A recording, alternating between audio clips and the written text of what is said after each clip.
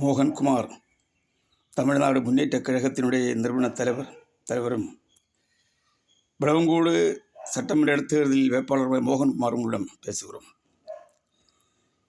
ஏன்னு கேட்டால், மக்கள் வாழ்வாதாரம் பாதிக்காத அளவில் வேணும் தமிழக அரசும் அதிகாரிகளும் செயல்படுவதற்கு. மத்திய அரசும் அதுக்கு உறுதுணை இருக்கக்கூடாது. ஏன்னு கேட்டால், களிக்கவளை ஒரு கம்சன் கடை, மீன் மார்க்கெட்டினுடைய கம்சன் கடை ஒன்று செயல்பட்டு வருகிறது. அங்கே அதுக்கு அப்புறம் மார்த்தாண்டத்தில் ஒரு கம்சன் கடை ஆரம்பித்தோம். லாரிப்பேட்டை இருந்த இடத்தில் நகராட்சி அனுமதி கொடுத்து அந்த லாரிப்பேட்டையில் அந்த அன்னைக்கு கம்சன் கடை கொடுத்து 70,000 ரூபா வரைக்கும் ஒரு நாள் அரசு நகராட்சிக்கு வருமானத்தை கொடுத்தது இந்த கம்சன் கடை. நல்ல புரிந்து கொள்ள வேண்டும். எங்கே பார்த்தாலும் மீனவர்கள் பாதிக்கக்கூடிய அளவுக்கு தான் அதிகாரிகளும் அரசும் செயல்படுகின்றார்கள். சென்னையில் அங்கே பிரச்சனை, கோடியக்கரையில் அங்கே பிரச்சனை, ராமேஸ்வரம் அங்கே பிரச்சனை. எங்கே பார்த்தாலும் மீனவர்களுக்கு இடையில் தூண்டல் செய்து மீனவர்கள் வாழ்வாதாரத்தை பாதிக்கும் விதம் அரசும் அதிகாரியும் செயல்பட்டு கொண்டிருக்கிறது. வன்மையை கண்டிக்கக்கூடியது. ராமேஸ்வரம், அதாவது இலங்கை மீனவர்களுடைய பிரச்சனைகளை ஏன் இந்த மாறி மாறி வந்த மத்திய அரசு மாநில அரசு முடித்துக் கொள்ளவில்லை? இலங்கை அரசுக்கு நீங்கள் தமிழர்களுடைய பணத்தை எடுத்து, நீங்கள் வரி பணத்தை எடுத்து அவங்களுக்கு எவ்வளவு உதவி செய்கின்றீர்கள்? மத்திய அரசு சொன்னாலும் ஏன் இலங்கை இங்கே கட்டுப்பட மாட்டாங்களா, கேட்க மாட்டாங்களா? அதான் புரியல. கச்சத்தீவு யாருக்கு சொந்தம்? அன்றைய கச்சத்தீவு எழுதும்போது அதில் எழுதப்பட்டிருக்கிறது என்ன? எத்தனை வருஷத்துக்கு ஒப்பந்தம் வச்சிருக்கின்றனர்? அதாவது சைனா இலங்கை இந்த விமான தளத்தை ஒப்பந்தம் வச்சது போல, 100 வருட காலத்துக்கு ஒப்பந்தம் வச்சது போல, கப்பல் இப்படி ஒப்பந்தம் வச்சது போல கச்சத்தீவு எந்த அடிப்படையில் ஒப்பந்தம் போட்டார்கள், கையெழுத்து போட்டார்கள்?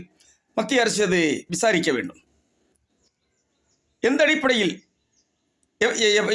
எந்த காரணம் கொண்டும் எந்த அடிப்படையில் அந்த கச்சத்தீவை அன்றைக்கு இலங்கைக்கு கைமாறினார்கள்? அதுக்கு பதில் இலங்கை என்ன செய்தார்கள்? ஏன் மீனவர்கள் இப்படி தொந்தரவு பண்ண? எத்தனையோ ஆயிரக்கணக்கின் என் மீனவ சகோதரை கொலை செய்தீர்கள் அந்த இலங்கை இராணுவம், சிங்களர்கள். ஏன் நீங்கள் மௌனமாக இருக்கிறீர்கள்? இதெல்லாம் பார்த்து எதுக்கு அவன் பயந்து நீங்கள் இருக்கிறீர்கள்? எங்களை வரிப்பணம் இங்கே இந்தியாவுக்கு செலுத்தவில்லையா? நீங்கள் சொல்கிற வரிப்பணத்தை நாங்கள் இந்தியாவுக்கு செலுத்தவில்லையா? நாங்கள் இந்தியர்கள் அல்லவா? இந்த மண்ணில் பிறந்தவர்கள் அல்லவா? ஏன் எங்களை நீங்கள் இந்த துன்பப்படுத்துகிறீர்கள்?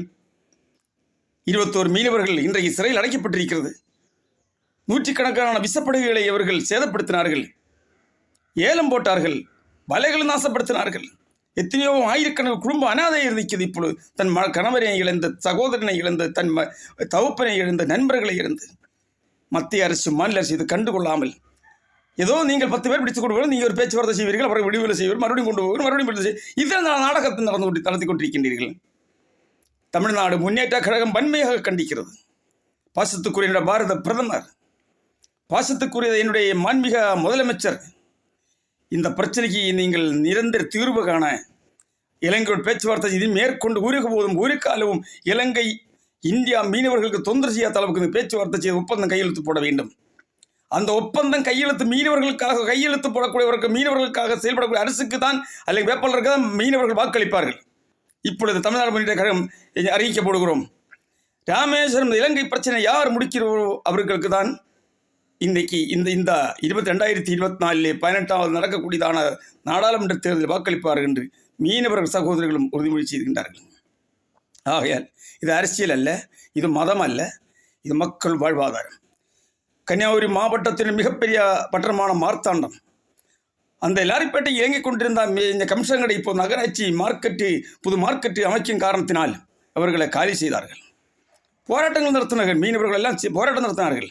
போராட்டம் நடத்தின ஓடி போனார்கள். அவர்களையும் பார்க்க முடியல. இப்போ ஒரு கம்சன் கடைக்கு வேண்டி ஓடி நிற்கின்றார்கள். எந்த இடத்தை அமைத்துக் கொள்ளலாம், எந்த இடத்தில் அமைக்கலாம்? எங்கே போனாலும் அரசு கட்சிகள் அவங்களை வாழ விடாமல் வாழ்க்கையை துன்பப்படுத்தி கொண்டு இங்கே வைக்கக்கூடாது, அந்த கம்சன் கடை வைக்கக்கூடாதுன்னு சொல்லி விரட்டி அடிக்கின்றார்கள். ஏன்? என்ன காரணம்? என்ன நான் சொல்கிறேன், மீனவ சகோதரர்களிடம் சொல்கிறேன், உங்கள் பிரச்சனைக்கு நிரந்தர தீர்வு காண உங்கள் சகோதரன் மோகன், நான் உள்நாடு மீனவன், என்னுடைய ஐடி கார்டு இருக்கிறது ராமேஸ்வரம். 25 வருஷ காலம் கடலில் உப்பு தண்ணி உழைச்சவன் நான். எனக்கு என் சகோதரர்கள் மக்கள் தெரியுமோ இல்லையோ, அந்த ஐடி கார்டு இன்றைக்கும் எனக்கு செயல்பட்டு கொண்டிருக்கிறது. ஆனால் அரசிடம் எந்த உதவியும் கிடையாது, எனக்கு பென்ஷன் கிடையாது, அந்த மீனவர்கள் கூட எந்த உதவியும் எனக்கு கேட்கறது கிடையாது. நான் வேலை செய்த இடம் எல்லாம் கடலூர், ஜெகதாப்பட்டினம், கோட்டைப்பட்டினம், மல்லிப்பட்டினம், விசாரிக்கலாம், ராமேஸ்வரம், பாம்பன், ஏர்வாடி, கீழக்கரை, இதே தூத்துக்குடியில் இங்கே ஒரு 2 மாதம் தொழில் செய்தோம். சின்ன முட்டத்தில் ஒரு 4-5 மாதம் தொழில் செய்தோம். கேரளாவில் தொழில் செய்தோம். காசர்கோடிலிருந்து இந்த பக்கம் கொல்லம் வரைக்கும் என் மக்களை வளர்த்ததுக்கு உப்பு தண்ணியுடைய அந்த கஷ்டம் வேதனைகளால் எனக்கு தெரியும். அந்த ஒரு உப்பு தண்ணியில் உழைக்கக்கூடிய ஒரு மீனவருடைய பாடுகள், வேதனைகள், குடும்பத்தை இப்போ கடலில் சென்று கரைக்கு வந்தால் தான் அவன் அந்த குடும்பத்தை பார்க்க முடியாத அந்த அளவுக்கு கொஞ்சம் மனசாட்சி வேண்டாம், கொஞ்சம் இரக்கம் காட்டுங்கள். இவர்கள் கொஞ்சம் இரக்கம் காட்டுங்கள். கமிஷன் கடை போட்டு உங்களுக்கு என்ன இந்த கெடுதல் வரை போகின்றீர்கள்? கேரளாவில் எத்தனை கமிஷன் கடை வச்சுக்கின்றார்கள், பராமரிச்சிருக்கிற இந்த 4 சைடும் காம்பவுண்டு கட்டி அதுக்கு 2 கிணறுகள் அமைத்து அந்த வேஸ்ட் தண்ணீரை அந்த இடத்துல இங்கே சேகரித்து திருப்பி அந்த தண்ணீரை ஊற்றி எடுத்து எங்காவது ஆள் இல்லாத எங்கள் உடங்காடுகளிலோ உங்களுக்கு அது உரம் தான், வளம் தான்.